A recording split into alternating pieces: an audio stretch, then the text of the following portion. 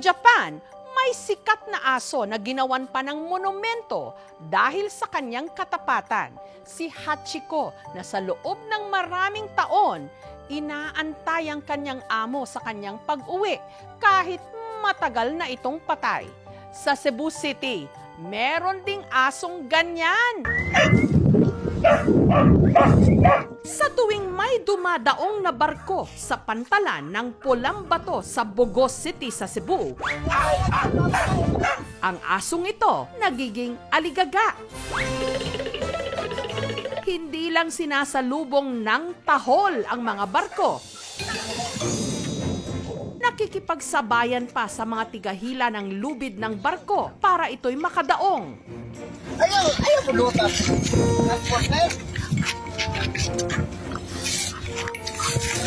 Nakpo kayo ko rin mo kay. Kapalaw.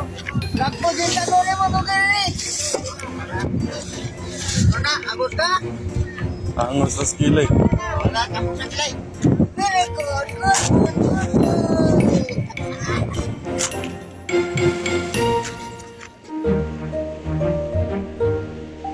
Siya si Kilay, isang aspin. Wow, good job! Ang galing naman ng aso na yan. God bless for your unconditional love and loyalty. At wag daw siyang pagtaasan ng Kilay dahil si Kilay, maliban sa napakasipag, hindi rin daw nangangagat. Lahat ng pasahero dito, walang problema. Parang hindi ko siya ordinary na aso. Pag nakikita siya ng tao, sinasalubong niya, para siyang nag-i-smile. Nung araw na yon, habang papalapit ang isang barko, si Kilay, tahol ulit ng tahol. Pagkahagis ng mga lubid, agad siyang nakihila.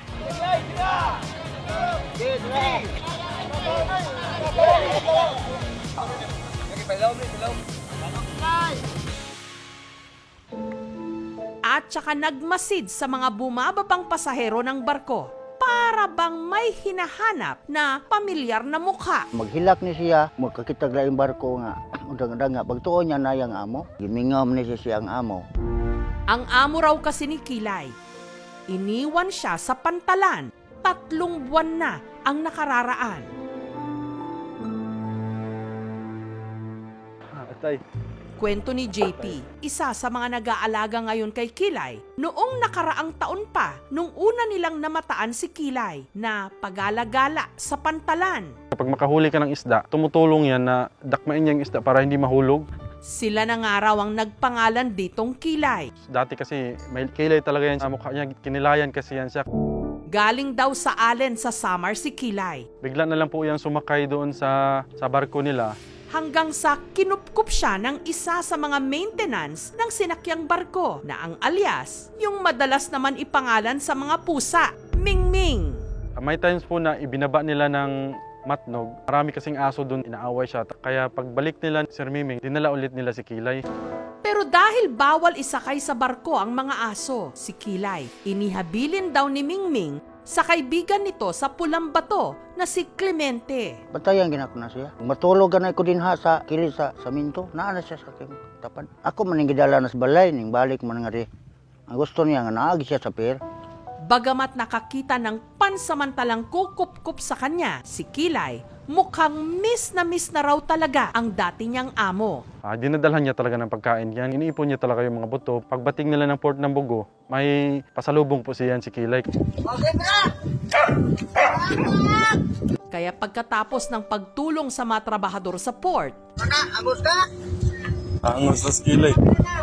si Kilay matyagang inabangan sa pantalan ang kanyang dating master o amo. Pero dahil bawal nga ang mga aso sa port, Si Kilay na-impound na siya doon. Yung dog pound po, nakaharap lang po sa dagat. Tuwing makikita po ni Kilay yung barko na dumadaan, umaalulol po siya. Tapos maingay, tapos umiiyak. Kaya dugay namin nagkuyog ba. Hindi may ganahan mawa, di sumua ba. kaya sina JP nakiusap sa pamunuan ng pantalan. Kaya ibinalik yan siya dito. Si Kilay naman po ay bakunado na yan. Hanggang dito na mas napamahal si Kilay sa iba pa ritong mga trabahador. Ako nang siya pagkanon alas 7 sa buntag. Nya, kuyog na siya sa kuha, kung nanay dunggo nga barko. Lipay sad ko nga nitabang siya nga sa akong pag-alaga niya wa masayang ba. Ginawan pa siya ng mga ito ng sarili niyang bahay. May sariling pwesto na rin po siya dito habang wala pong barko at para tuloy-tuloy din po yung pahinga niya sa umaga. May sarili po siyang budget, binibilhan namin ng atay po ng manok. Hinahaluan namin ng gulay, ng dugpod. Gusto niya talaga na parang sinusubo ba? Pero nasaan na nga ba ang orihinal na amo ni Kilay? Mula raw kasi nitong Agosto, ang barkong sinakyan ni Mingming hindi na napadpad pa sa pantalan ng Pulang Bato. Nag-ibang ruta na po yung barko nila. Umuuwi pa rin naman daw ng Cebu si Mingming. Yun nga lang, hindi raw nag-cruise ang kanilang landas ng kanyang aso. Si Kilay tuloy, laging matamlay. May times po na hindi kumakain kaya nga pumayat yan. Ang tanong pa rin, nasan na si Mingming?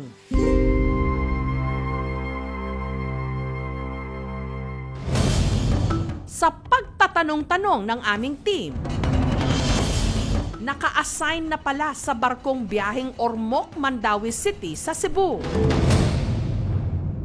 Tsukoy yung pangalan niya. Na-meet yun namin yung si Tsukoy doon sa Alin. Daot ka na siya pag saka diri among. Gusto na naawa lang kami sa kanya. Mga among gi-adapt diri sa Light 329. So, all gibin yung Tsukoy. Ay diri among labay-labayan naman ako na og bato niya. Iyan man lang kukuron. Yang labayon og kanang giya, yang kukuron, yang ibalik. Ano ba? Unsa lang pa lingaw-lingaw lang sa iyaha nga dili sa makuha sa barko ba. Pero paglilinaw ni Mingming, hindi niya raw gustong iwan doon si Kilay o Chokoy kung kanyang tawagin. Sadyang wala lang daw siyang oras at pamasahe para sadyain ang kanyang alaga. Halos 3 oras din daw kasi ang layo ng Bugos City mula sa Mandawi City. Ibibilin ka ng mga ito kay sakit sa sa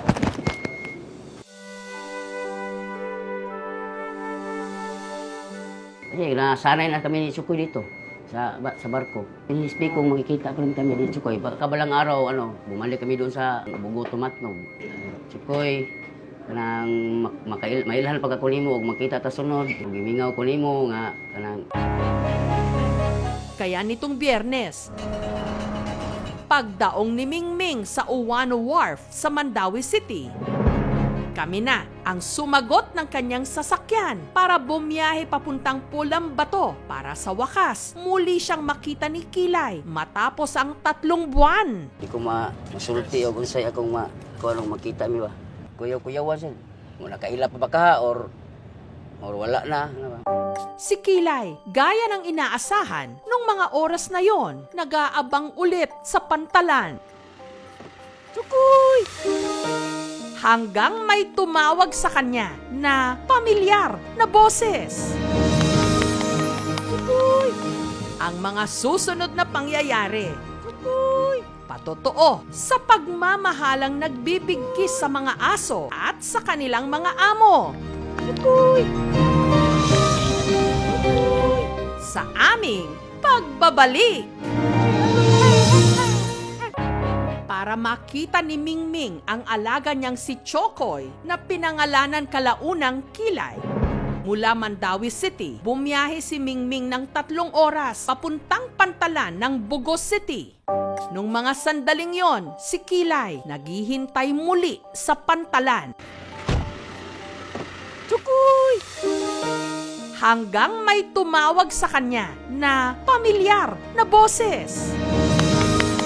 Tsukoy! Tsukoy! Tsukoy! Tsukoy!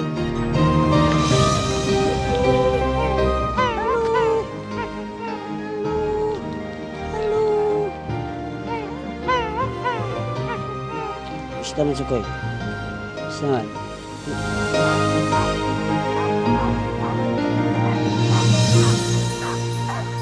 Kita na ko si Tsukoy. Maayos naman ang kalagayan niya dito. May kwintas na ka-Tsukoy Ang tanong ngayon, kukuhanin na ba niya ito? Marami po kasing gusto mag-ampon kay Kilay.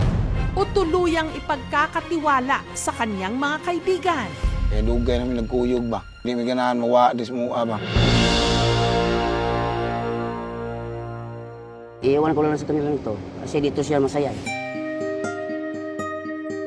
Ilagay nyo sa bahay yan, ano yan, malungkot na yan, wala nang mag-alaga sa kanya. Lagaan ng mabuti. Marami din talagang nagmamahal kay Kilay dito. Huwag po kayong mag-alala. Pagkabait ka rito kasi iwan kita sa nag-alaga sa iyo rito. Balik naman kami dito sa Bugo. Bisitahin kita ulit.